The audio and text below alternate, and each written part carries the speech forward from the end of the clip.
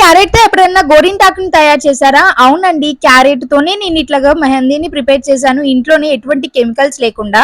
ఇప్పుడు ఆషాఢ మాసం వచ్చేసింది కదా, మరి ఆడపిల్లలందరూ చేతులకి గోరింటాకు పెట్టుకొని ఎర్రగా పండితే ఎంత మురిసిపోతారు కదా. ఇప్పుడైతే మనము క్యారెట్ ని ఇట్లాగా సన్నగా తురుముకోండి. ఇప్పుడు ఒక గిన్నెలోకి తీసుకొని దీంట్లోకి కొంచెం టీ పౌడర్ అలాగే షుగర్ ని వేసుకోవాలి. టీ పౌడర్ మీకు నచ్చిన ఏ బ్రాండ్ అయినా తీసుకోవచ్చు.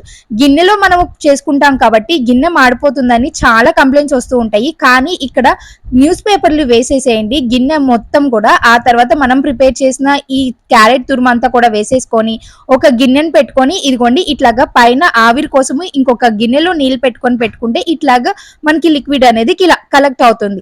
ఈ లిక్విడ్ లో కొంచెం నిమ్మరసము అలాగే గోపురం నుంచి తీసుకున్న మెరూన్ కలర్ కాకుండా ఎర్రటి కుంకంని తీసుకొని బాగా మిక్స్ చేసుకొని ఇట్లాగా గోరింటాకు లాగా పెట్టుకోవటమే.